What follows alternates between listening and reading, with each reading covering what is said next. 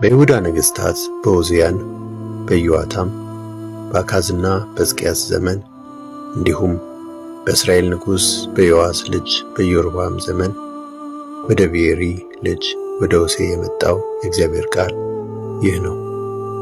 የሆሴዕ ሚስትና ልጆቹ። እግዚአብሔር በሆሴዕ መናገር በጀመረ ጊዜ እግዚአብሔር ምድሪቱ ከእግዚአብሔር ተለይታ ታላቅ ምንዝርና እያደረገች ስለሆነ ሄደህ አመንዝራ ሴት አግባ፣ የምንዝርና ልጆችንም ለራስህ ውሰድ አለው። ስለዚህ እርሱ የዴቤላይምን ሴት ልጅ ጎሜርን አገባ። እርሷም ጸነሰች፣ ወንድ ልጅም ወለደችለት። እግዚአብሔርም ሆሴዕን እንዲህ አለው፣ በኢዝራኤል ስለተፈጸመው ግድያ የኢዩን ቤት በቅርቡ ስለምቀጣና የእስራኤልንም መንግሥት እንዲያከትም ስለማደርግ ስሙን ኢዝራኤል ብለህ ጥራው። በዚያም ቀን በኢዝራኤል ሸለቆ የእስራኤልን ቀስት እሰብራለሁ። ጎሜር እንደገና ጸነሰች፣ ሴት ልጅም ወለደች። እግዚአብሔርም ሆሴዕን እንዲህ አለው፣ ይቅር እላቸው ዘንድ ለእስራኤል ቤት ከእንግዲህ ስለማልራራላቸው ስሟን ሎሩሃማ ብለህ ጥራት።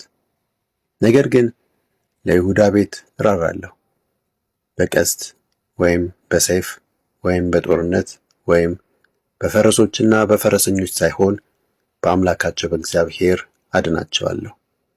ጎሜር ሎሩሃማን ጡት ካስጣለች በኋላ ሌላ ወንድ ልጅ ወለደች። እግዚአብሔርም እንዲህ አለው፣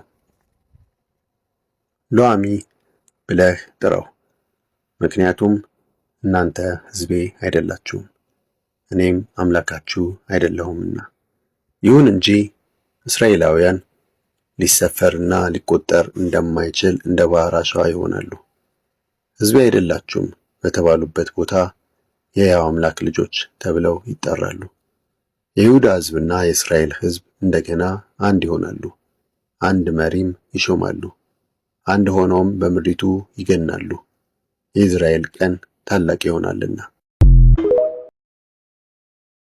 በይሁዳ ነገሥታት በዖዝያን፣ በኢዮአታም፣ በአካዝና በሕዝቅያስ ዘመን እንዲሁም በእስራኤል ንጉሥ በዮአስ ልጅ በኢዮርብዓም ዘመን ወደ ብኤሪ ልጅ ወደ ሆሴዕ የመጣው የእግዚአብሔር ቃል ይህ ነው። የሆሴዕ ሚስትና ልጆቹ።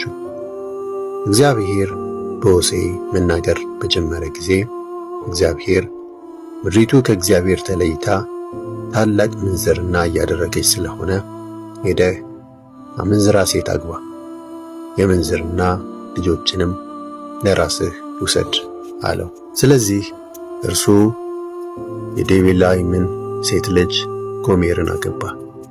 እርሷም ጸነሰች፣ ወንድ ልጅም